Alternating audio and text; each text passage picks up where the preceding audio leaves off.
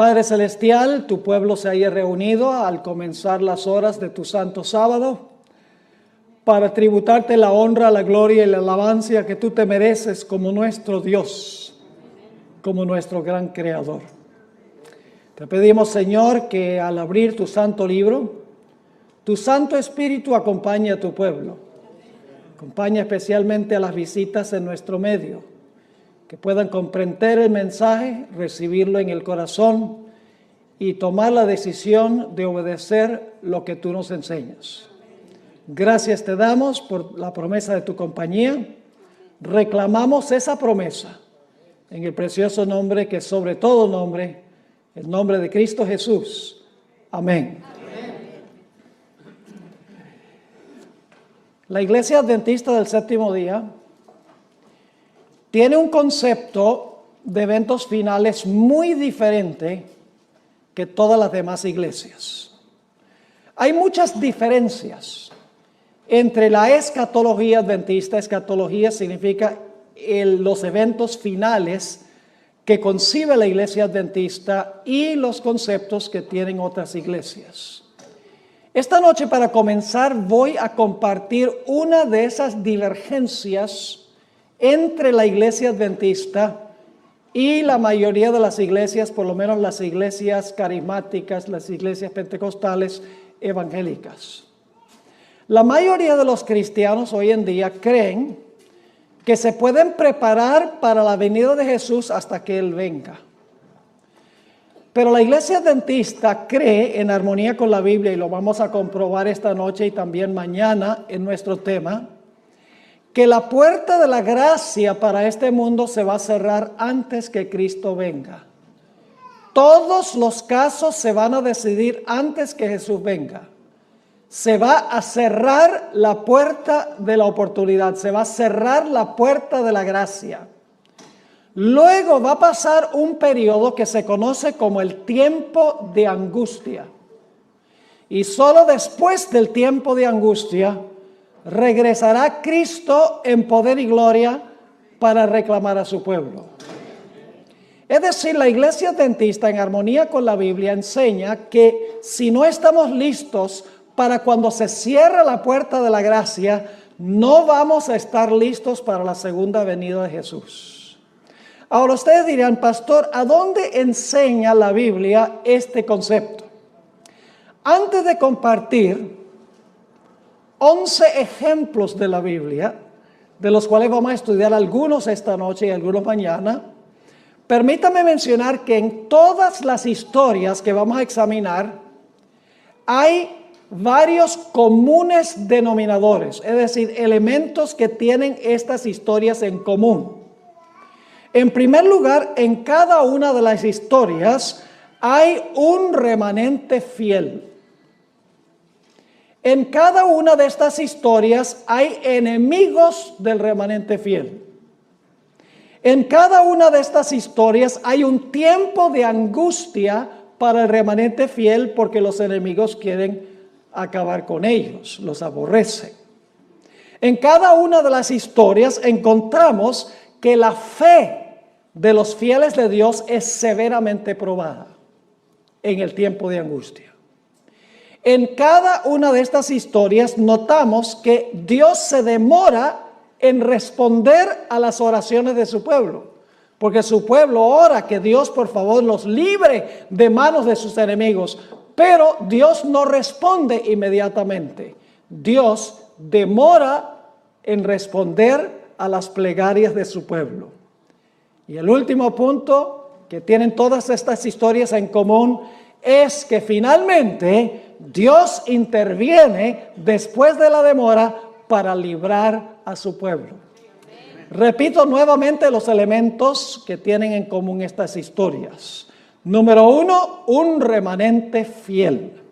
Número 2, un enemigo o enemigos del remanente. Número 3, por la enemistad de los enemigos, el pueblo de Dios pasa por un terrible tiempo de angustia. Su fe es severamente probada. Dios no responde inmediatamente, demora en responder a las plegarias de su pueblo para que Dios los libre.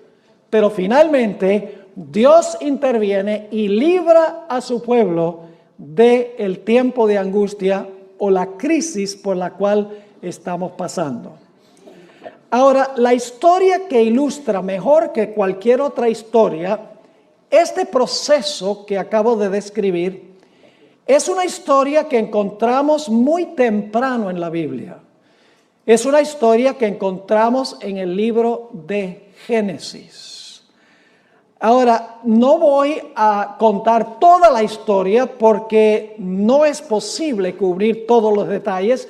Tengo una presentación de 1 hora nada más sobre este punto específico, pero les voy a cubrir los puntos principales. Ustedes recuerdan que antes del diluvio Dios llamó a Noé para que predicara un mensaje al mundo antediluviano. Su mensaje dividió al mundo en 2 grupos. Los que aceptaron el mensaje, que fueron todos los miembros de su familia, y los que rechazaron su mensaje. Es decir, la predicación de Noé dividió a la raza humana en 2 grupos: los salvos y los perdidos. Cuando Noé terminó de predicar su mensaje, después de 120 años, algo extraordinario sucedió. Se encuentra descrito en Génesis 7 y el versículo 16. Génesis 7 y el versículo 16. Dice allí, ¿qué sucedió cuando Noé terminó su predicación? Hablando de los animales que vinieron al arca, dice, y los que vinieron, macho y hembra de toda carne vinieron, como le había mandado Dios, y Jehová le cerró la puerta. ¿Qué hizo Jehová? Cuando Noé terminó de predicar, Jehová le cerró la puerta. Y apenas se cerró la puerta, comenzó a llover. No. Eso no lo dice la Biblia. Yo pregunto, ¿pasó un tiempo entre cuando se cerró la puerta y cuando comenzó a llover y vino la destrucción? ¿Cómo no? Ahora, durante ese tiempo, ¿los que estaban perdidos se podían salvar? ¿Y los que se salvaron se podían perder? ¿O todos los casos estaban decididos cuando se cerró la puerta?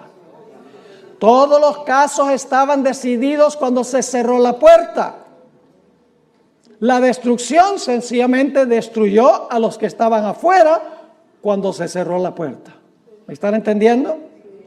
Ahora, hablemos unos momentos de lo que sucedió durante el periodo entre cuando se cerró la puerta y todos los casos estaban decididos y cuando vino la destrucción o comenzó a llover. Yo pregunto, ¿creen ustedes que los que estaban dentro del arca, su fe fue severamente probada por cada día que pasó? ¿Hubo una demora en Dios responder? ¿Cómo no? Imagínense, pasa un día, cielo azul. 2 días, ni una gota. 3 días, radiante el día. 4 días, 5 días, 6 días, 7 días. Porque pasaron 7 días, el 8º día fue cuando comenzó a llover. Y los que estaban afuera, ¿cómo se portaron durante esos 7 días? ¿Creen que cada día se portaron peor que el día anterior? Lógicamente, los enemigos estaban afuera burlándose de los que estaban adentro y los de adentro, su fe estaba siendo severamente ¿qué? Probada. Los que estaban afuera burlándose no sabían que estaban perdidos y los que estaban adentro sabían por la promesa de Dios que iban a ser preservados, pero hubo una demora en Dios intervenir para librarlos. Es decir, hay un periodo de tiempo entre cuando se cierra la puerta, termina la predicación, ya nadie se puede salvar, y cuando finalmente viene la destrucción. Ahora ustedes dicen, pero ¿será que al final de la historia va a pasar lo mismo? Vamos a ver lo que dijo Jesús. Mateo 24 y el versículo 37 al 39. Mateo 24 y el versículo 37 al versículo 39. Aquí Jesús nos va a decir qué importancia tiene esta historia para el tiempo del fin.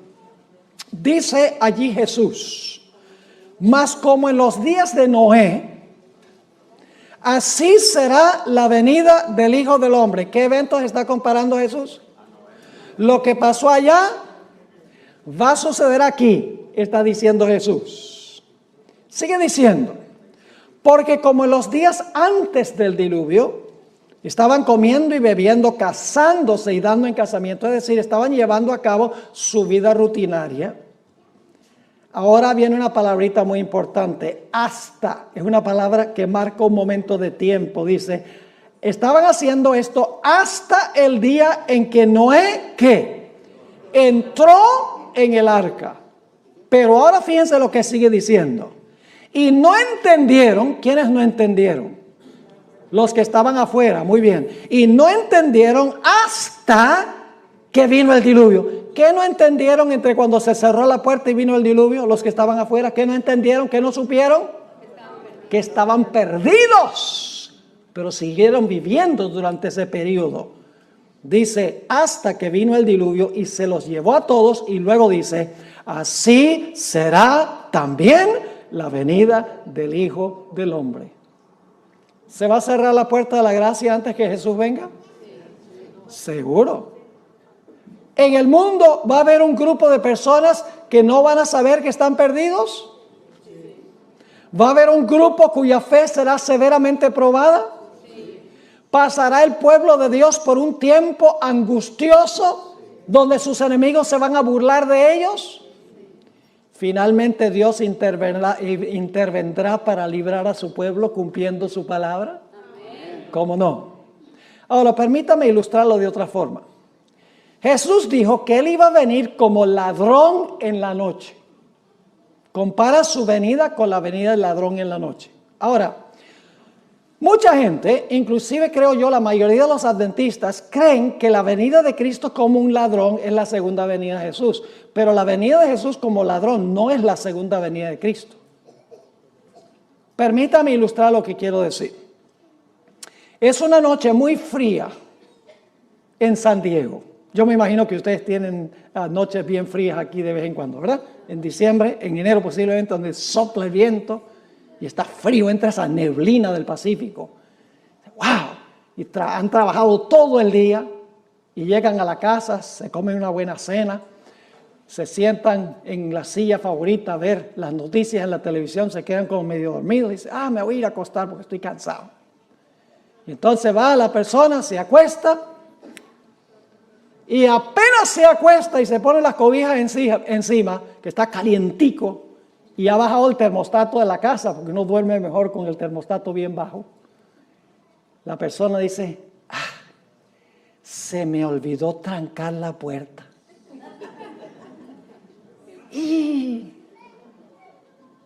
estoy aquí debajo de esta cobija calientico, sabroso. Qué flojera me da salirme de debajo de la cobija para ir a trancar la puerta. Y la persona dice, al fin y al cabo yo llevo viviendo en esta casa 25 años y nunca ha llegado el ladrón.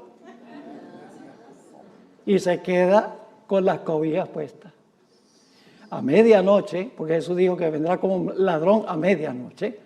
A medianoche, a que no adivinan quién llega. El ladrón llega, exactamente. Y el que está en la casa está ¿qué? Durmiendo. No sabe que el ladrón ha venido. Y el ladrón entra a la casa y se roba la cámara de video, se roba el celular, se roba el dinero que consigue, mejor dicho, se roba todo lo que tiene valor y se va. Los que están adentro de la casa no saben que el ladrón ha venido. ¿Cuándo descubren los que están en la casa que el ladrón hizo una visita? Cuando se despiertan por la mañana, pero ya para ese momento es demasiado tarde. Cuando Jesús dice que Él va a venir como ladrón, lo que está diciendo es que Él va a cerrar la puerta de la gracia, y si no estamos velando, si no estamos listos, seremos tomados por sorpresa, y solamente cuando Cristo venga nos daremos cuenta que estamos perdidos. ¿Me están entendiendo lo que estoy diciendo? Y ahora escuchen bien lo que voy a decir. Muy importante.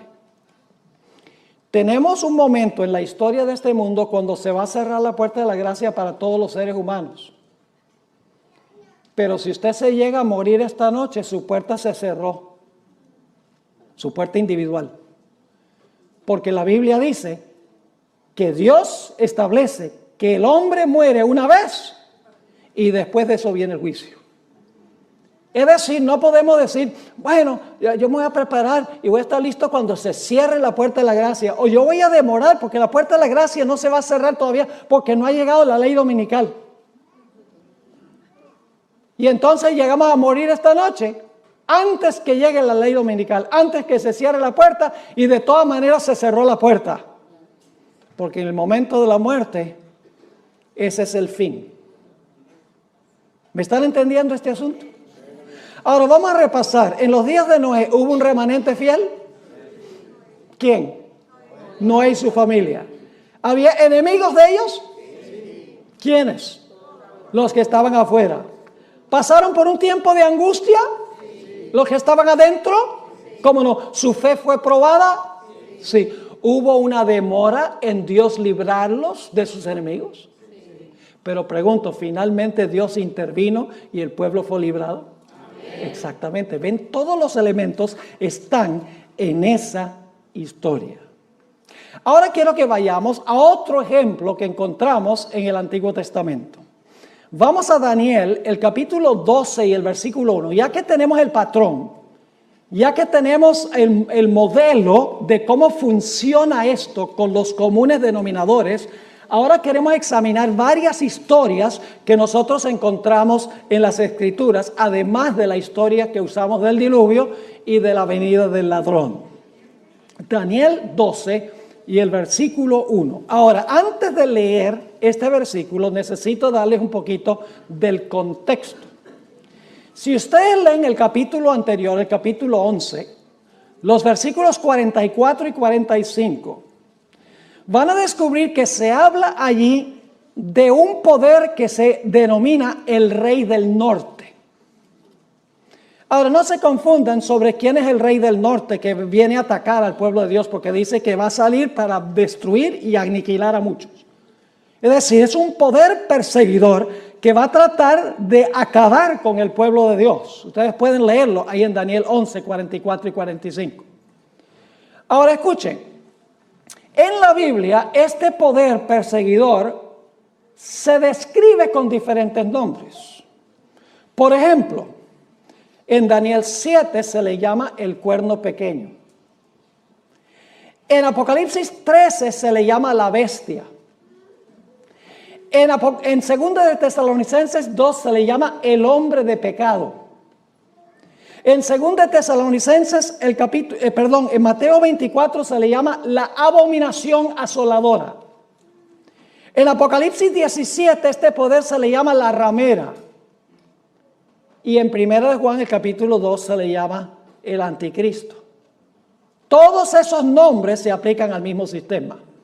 Son perspectivas distintas del mismo sistema. Así que el Rey del Norte es lo mismo que el cuerno pequeño o la bestia. La abominación asoladora, la ramera, el hombre de pecado. Todos son nombres que describen el último poder que va a perseguir y oprimir al pueblo de Dios. Y ya hemos estudiado en cuanto al cuerno pequeño y la bestia. Y hemos visto que el cuerno pequeño y la bestia representan ¿qué poder? Representan el papado. Exactamente. Lo cubrimos en detalle examinando estas profecías matemáticamente. Así que viene el Rey del Norte, el enemigo final del pueblo de Dios. Y los versículos 44 y 45 del capítulo 11 dice que va a salir para destruir y aniquilar al pueblo de Dios. Pero cuando está a punto de hacerlo, tenemos lo que se describe en Daniel 12 y el versículo 1. Dice allí, en aquel tiempo, es decir, cuando el Rey del Norte sale para destruir al pueblo de Dios, se levantará Miguel. ¿Qué va a pasar cuando el pueblo de Dios esté siendo perseguido finalmente? ¿Qué va a pasar? ¿Se va a levantar quién? Miguel. Se va a levantar Miguel. Ahora, ¿quién es Miguel? Hay mucho debate en el mundo teológico sobre quién es Miguel. No hay necesidad de debatir quién es Miguel, porque Miguel es un nombre que se le atribuye a Cristo Jesús. El nombre Miguel significa ¿quién es como Dios? También se conoce como el arcángel Miguel. Ahora escuchen bien, Jesús no es un ángel. Jesús es un mensajero. La palabra ángel significa mensajero. Jesús se llama Miguel, pero Jesús es eterno Dios, según la Sagrada Escritura. Pero Miguel es uno de los nombres de Jesús. Es el arcángel del pacto. Es el arcángel que resucita a los muertos a la segunda venida. Vendrá con la voz del arcángel y con trompeta de Dios. Es el que resucita a los muertos. Y todos sabemos que ese es ¿quién? Ese es Cristo Jesús. Así que cuando el rey del norte, el último poder, sale a destruir al pueblo de Dios, dice, se levantará Miguel. Ahora, ¿qué significa eso? Se levantará Miguel. ¿Qué significa la palabra se levantará? Tenemos que regresar al capítulo 11 para entender qué significa se levantará Miguel. Vamos a Daniel, el capítulo 11 y el versículo 2 y el versículo 3. Daniel 11 y el versículo 2 y el versículo 3. Ahora, lamentablemente, en la traducción no se traduce la palabra igual, pero es la idéntica palabra hebrea que se usa en Daniel 12:1. Levantará es la mismita palabra que vamos a ver en los versículos 2 y 3 del capítulo 11. Fíjense lo que dice allí. Y ahora yo te mostraré la verdad. He aquí que aún habrá 3 reyes en Persia.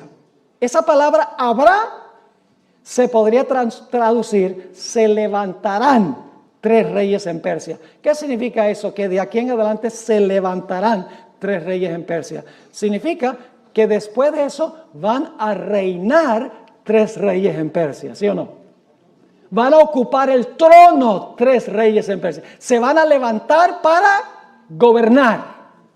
Ahora, note que sigue diciendo aquí, ahora yo te mostraré la verdad, he aquí que aún habrá o se levantarán 3 reyes en Persia, y el cuarto se hará de grandes riquezas más que todos ellos, y al hacerse fuerte con sus riquezas, levantará a todos contra el reino de Grecia. Y luego dice, se levantará luego un rey valiente. Esa palabra levantará es la mismita palabra que se usa en Daniel 12:1. ¿Qué significa eso? Que se levantará luego un rey valiente. Significa que un rey valiente va a comenzar ¿a qué? A reinar o a gobernar. Así que dice, el cual dominará con gran poder y hará su voluntad. Así que, ¿qué significa cuando dice que Miguel se levantará? Significa que Miguel va a comenzar a reinar. ¿Me están entendiendo lo que estoy diciendo? Ahora escuchen bien. ¿Qué es el reino de Cristo? Generalmente nosotros pensamos del reino de Cristo en términos geográficos. Decimos, el reino de Cristo es este mundo, es este planeta. Pero ¿saben lo que es el reino de Cristo? El reino de Cristo se compone de los sujetos de su reino, de los fieles que pertenecen a su reino. Ahora yo pregunto, ¿cómo se determina quién es un fiel miembro del reino de Jesús? ¿Cuándo se determina quiénes son fieles miembros del reino de Jesús? Se determina en otra doctrina que en realidad ninguna iglesia enseña, sino la iglesia adventista. Se determina en el juicio investigador antes de la segunda venida de Jesús. Antes que Jesús venga, se van a investigar los casos de todos los que profesaron el nombre de Jesús. Todos los que dijeron seguir a Jesús, se van a examinar sus casos para ver si su profesión es genuina o no. Y usted dice, ¿por qué se va a hacer eso? Bueno, déjenme preguntarles, ¿en la iglesia hay trigo y cizaña? ¿Sí? ¿La cizaña se parece al trigo? ¿Las cizañas son personas que profesan servir a Jesús? Entonces, ¿en algún momento hay que distinguir entre el trigo y la cizaña? ¿En la iglesia hay vírgenes sabias y vírgenes fatuas? ¿Las fatuas también profesan seguir a Jesús? Sí. Tienen lámparas y las lámparas tienen aunque sea un poquito de aceite. Lo que no tienen es aceite extra. Yo pregunto, ¿en la iglesia hay buenos peces y malos peces? Sí. Jesús usó la parábola de la pesca. Digo, nosotros somos los pescadores, el barco es la iglesia y el tirar la red es la predicación del evangelio. Y cuando usted tira la red, usted pesca solo pececitos buenos. No. En la iglesia hay peces buenos y peces malos. ¿Hay que hacer alguna separación? Yo no les voy a contar la historia, pero cuando yo crecí en Venezuela, íbamos a una isla que se llama Margarita, en vacación, nosotros la familia, y nos gustaba ir a una playa que se llamaba El Tirano, a donde entraban los pescadores tempranito por la mañana. ¿Y saben qué hacían? Llegaban a la playa con las redes, y las redes tenían toda clase de animal marino. Tenían tiburones pequeños, estrellas de mar, tenían pulpos, tenían un pez así con una cabeza bien grande, con un cuerpo así delgadito, le dicen sapo allá, que tenía unas púas así venenosas, era como un bagre. Y los pescadores se sentaban en la orilla y tenían una canasta para los peces buenos y otra canasta para los peces malos, o por los animales marinos malos. Había que hacer una obra ¿de qué? De separación. La red del evangelio reúne peces buenos y peces malos, pero en el juicio Cristo examina para ver quién es quién. Yo pregunto, ¿en la iglesia hay personas que tienen apariencia de piedad, pero en realidad no tienen el poder de la piedad? Lo dice el apóstol Pablo. Yo pregunto, ¿inclusive hay ministros que se disfrazan como ministros de justicia? El apóstol Pablo lo dice. Yo pregunto, hay personas inclusive que dicen Señor, Señor, y echan demonios, y dan profecías, y hacen milagros, que Jesús va a decir, yo no los conozco a ustedes, apartados de mí, obradores de maldad. ¿Entienden por qué Cristo tiene que hacer una obra de separación antes de la segunda venida? Él tiene que demostrar quiénes son súbditos de su reino antes de regresar. Y cuando haya mostrado en el juicio quiénes en verdad son miembros de su reino está completo y se cierra la puerta de la gracia. Así que el levantarse de Miguel, que se menciona aquí, sencillamente significa que Jesús ha terminado su obra de juicio en el santuario celestial. Todos los casos están decididos para vida o para muerte.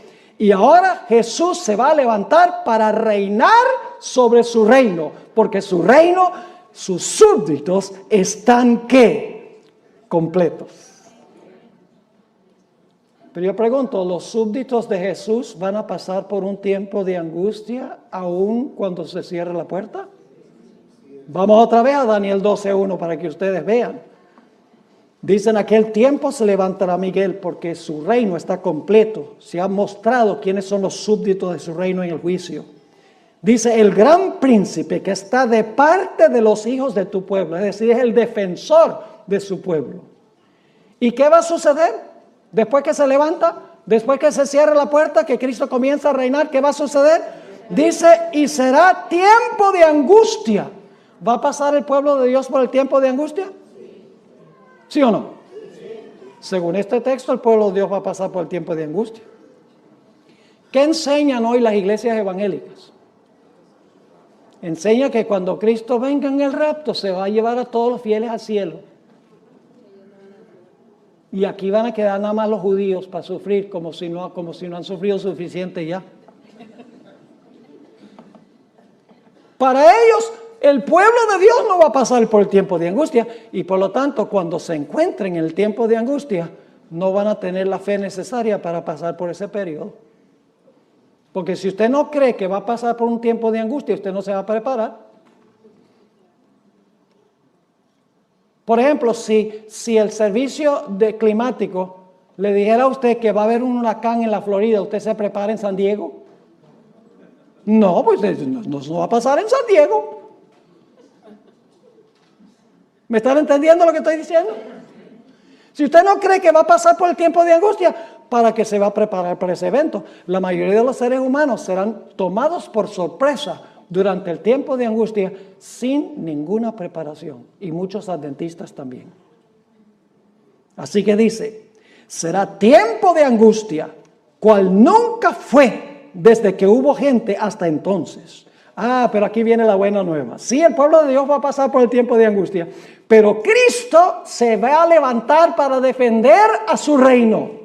Porque dice, pero en aquel tiempo será que libertado tu pueblo, todos los que se hallen escritos, ¿dónde? Todos los que se hallen escritos en el libro. ¿Cuándo fue que fueron confirmados en el libro? ¿Cuándo fueron confirmados en el libro, creen ustedes? Durante el juicio. Eso demuestra que hubo un juicio. Y se confirmó su nombre en el libro de la vida.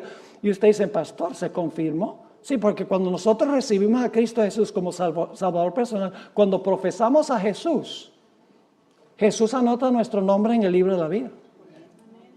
En ese momento Jesús no se pone a mirar si la profesión es genuina o no. Sencillamente acepta nuestra palabra, de que vamos a seguir a Jesús, vamos a ser siervos de Jesús. Jesús anota el nombre en el libro de la vida. En el juicio se examina la vida de la persona para ver si su profesión es genuina o no. Yo pregunto, una vez que una persona ha sido perdonada, ¿se le puede revocar el perdón?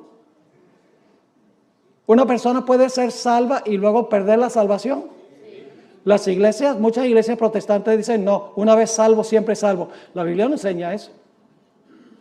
¿Usted recuerda la parábola de los dos deudores? Parábola interesante esta de los dos deudores. Había un hombre que debía 10,000 talentos, una suma que era imposible pagar. Había desfalcado los fondos del dueño, es decir, le había robado a su maestro, a su amo. Y el amo dice, ven acá, este es el juicio, ven acá. Y examina y dice, mira, tú me debes 10,000 talentos, págame. Dice, yo no tengo con qué pagar, dame tiempo y te pago. ¿Qué tiempo? Aunque te dé 1,000,000 de años, no tienes para pagar eso. Es una deuda impagable. Y el hombre llora y clama y dice, por favor, perdóname la deuda, o dame tiempo y yo pago la deuda. Finalmente, como clama al dueño, el dueño le dice, mira, voy a hacer algo mejor porque tú clamaste por misericordia y yo te voy a perdonar la deuda. Y él dice, así nomás, sí, porque clamaste a mí, la deuda queda cancelada. ¡Wow! Este hombre dice, fabuloso. Y sale saltando del lugar, sale contento. Me perdonó una deuda que yo no podía jamás pagar. Y cuando sale por la puerta encuentra un individuo que le debe 100 denarios. El equivalente de 100 días de trabajo. El jornal era un denario. Y se lo encuentra y le dice, mira, tú me debes 100 denarios, págamelos. Y este individuo hace lo mismo, clama y dice, ay, por favor, dame tiempo que yo te lo pago. Y dice, ¿qué tiempo? Págame ahora. Y dice la Biblia que lo agarró por el cuello y lo estaba ahorcando para que le pagara los 100 denarios. Pues resulta que los siervos del amo, que representan a los ángeles, fueron allá y le dijeron al Señor, mire, ¿sabe lo que pasó con ese hombre que tú perdonaste esa deuda que él no podía pagar? Él se encontró un compañero que le debía dinero que se podía pagar y no lo quiso perdonar. Y el Señor dice, tráigame a ese reo acá. Y lo trae. Y le dice, tú no eres el que yo te perdoné una deuda grande que tú no podías pagar porque clamaste a mí. Sí, como no, muchas gracias. Y dice, ¿qué es esto que yo oigo de ti? Que si yo te perdono una deuda grande que no podías pagar porque clamaste a mí, tú no eres capaz de perdonarle una deuda a uno que te debe mucho menos porque clama a ti. Perdona nuestras deudas como nosotros perdonamos a nuestros deudores. Y dice que le revocó el perdón. Le revocó el perdón y lo mandó a la cárcel hasta que pagara todo lo que debía y seguro murió en la cárcel. ¿Están entendiendo? Ese hombre tenía lágrimas de cocodrilo. Él no estaba arrepentido por haberle robado a su amo. Estaba triste por el castigo que le iba a tocar. Y se demostró por la forma en que trató a sus semejantes. ¿Están entendiendo este asunto?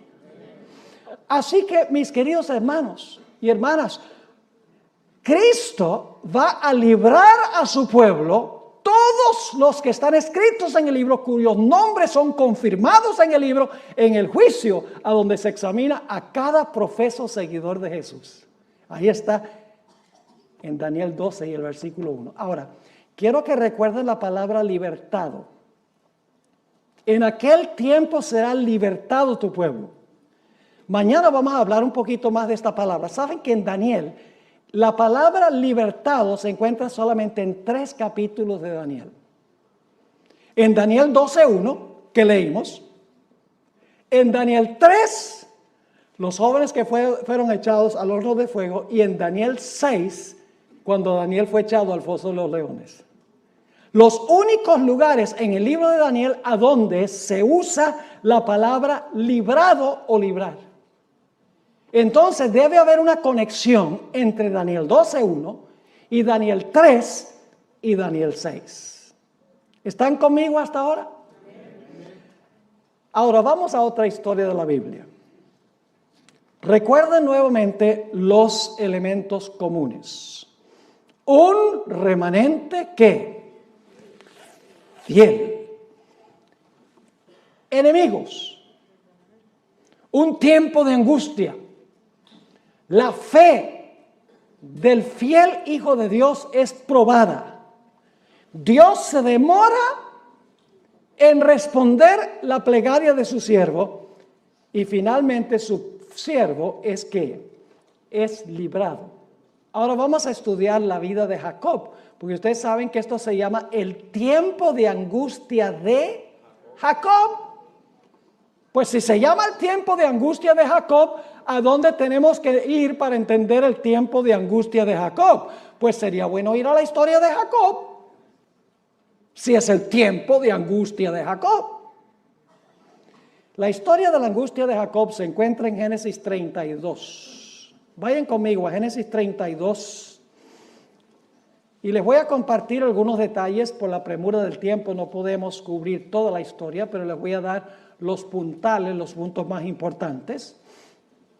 En esta historia, Jacob estaba regresando a su hogar después de 20 años de ausencia por haber engañado a su padre y robado la primogenitura a su hermano. Cuando se está acercando a su hogar perdido por causa de su pecado, escucha que su hermano Esaú, a quien le robó la primogenitura, está viniendo contra él con 400 hombres armados hasta los dientes, con el fin de destruir a Jacob y a su familia por lo que Jacob había hecho 20 años antes. Jacob temía que su pecado había sido tan grande que Dios no le podía garantizar protección, que su pecado era tan inmenso ante la vista de Dios que Dios no iba a poder cumplir su pacto para con él y protegerlo de la ira de su hermano. Y por lo tanto nos dice la historia que Jacob fue a la orilla del arroyo de Jaboc y allí vació su corazón en oración a Dios. Pidió a Dios 2 cosas. 1, dame la seguridad del perdón. Dame la seguridad de que tú me aceptas, de que mi pecado ha sido perdonado. Y luego dice, con esa certeza, dame la seguridad que tú vas a protegerme de la enemistad de mi hermano, que viene con los 400 hombres con la intención de destruirme junto con mi familia. Vamos a leer la historia, como se encuentra en Génesis 32, 9 al 11. Aquí se describe la oración de Jacob y aparece otra vez la palabra clave. Dice allí, y dijo Jacob, Dios de mi padre Abraham y Dios de mi padre Isaac, Jehová, que me dijiste, vuélvete a tu tierra y a tu parentela, y yo te haré bien. Y luego noten lo que dice Jacob. menor soy yo que todas las misericordias y que toda la verdad que has usado para con tu siervo. Jacob está diciendo, Señor, yo no soy digno de que tú me perdones ni de que tú me aceptes. Y luego sigue diciendo, pues con mi cayado pasé este Jordán y ahora estoy sobre 2 campamentos. Y luego, ¿cuál es la palabra del versículo 11? ¿De quién? De la enemistad del hermano. ¿Tiene Jacob un enemigo, sí o no? Él es el remanente fiel. Él tiene un enemigo. Está pasando por un tiempo severo de angustia, vaciando su oración a Dios para tener la certeza del perdón y la protección de Dios contra su enemigo. Sí. ¿Dios contesta la oración inmediatamente? No, eso lo vamos a ver en un momento, pero finalmente Dios interviene y lo libra de la ira de su hermano. Vamos a notar que cuando Jacob está a la orilla del arroyo Jaboc, de repente viene un individuo y empieza a luchar con él. Y él cree que es un enemigo y empieza a luchar con este misterioso personaje. Cuando estaba muy cerca de la mañana se dio cuenta que no estaba luchando con un mero ser humano, que estaba luchando con el ángel del pacto. Estaba luchando con Jesús. Lo vamos a ver en unos momentos. Estaba luchando con Jesús. Y cuando estaba por amanecer, Jacob le dice a este personaje, Señor, dame la seguridad del perdón. Dame la seguridad que me vas a proteger de la ira de mi hermano, que no vamos a perecer. Y el ángel le dice, suéltame, que amanece. Me voy. ¿Y qué hace Jacob? Jacob dice, nada de eso. Se aferró de él y dijo, no te soltaré hasta que me bendigas. Y luego otra vez el ángel dice, suéltame porque amanece. Jacob dice, no way. No te soltaré hasta que me des la certeza del perdón y que tú me vas a proteger de manos de mi enemigo. Y nos dice la historia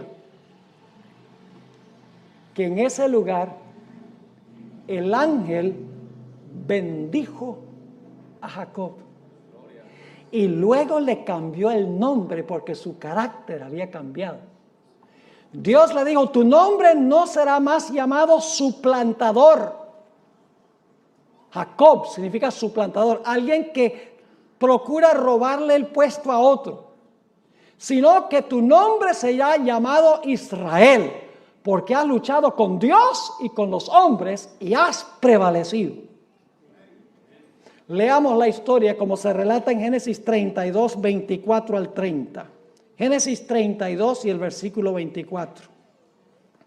Así se quedó Jacob solo y luchó con él un varón hasta que rayaba el alba.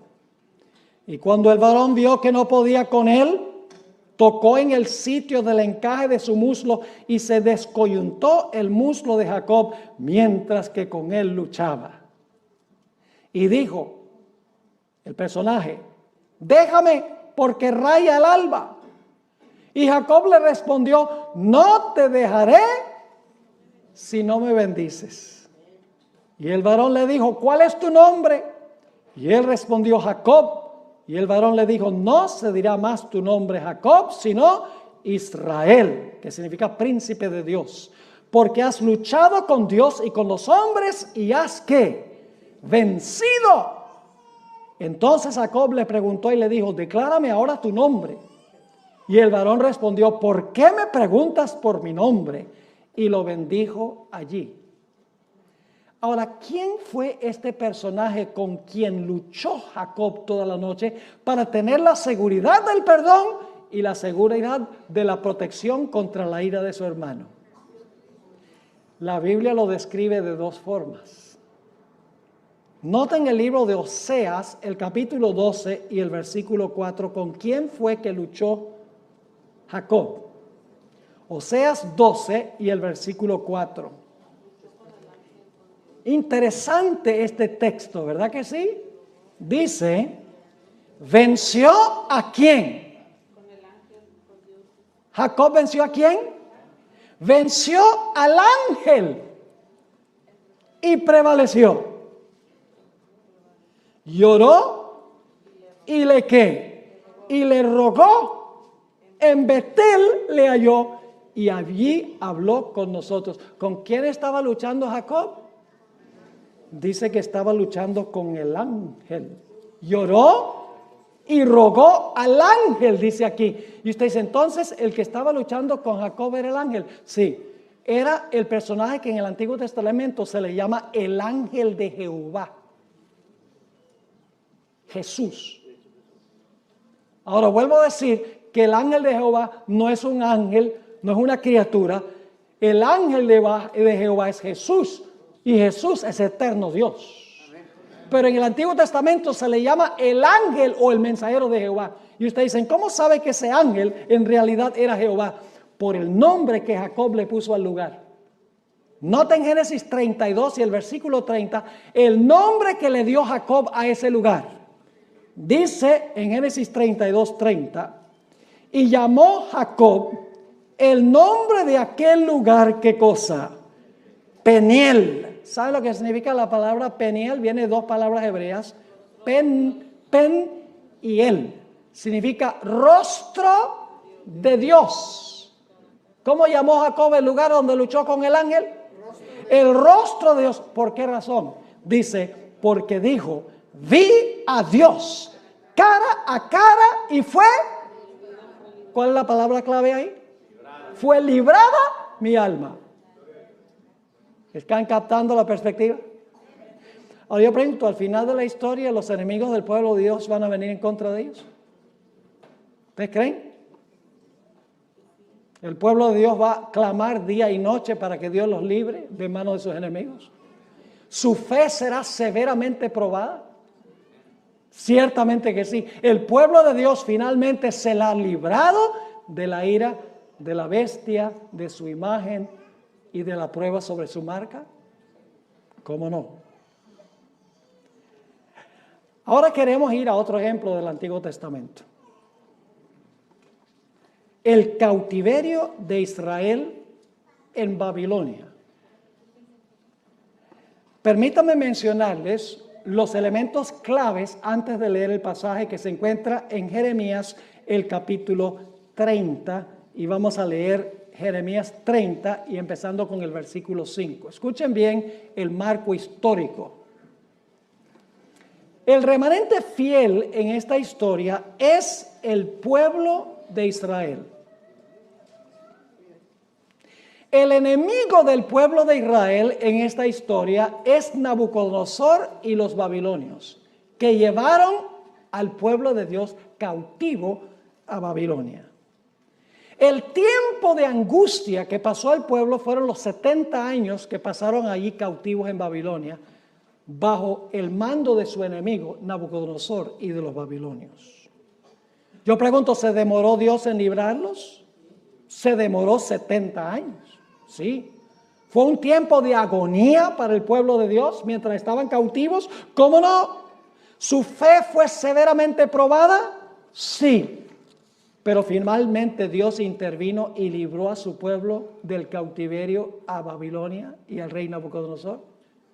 Vamos a leer el pasaje como se encuentra en Jeremías 30 y el versículo 5.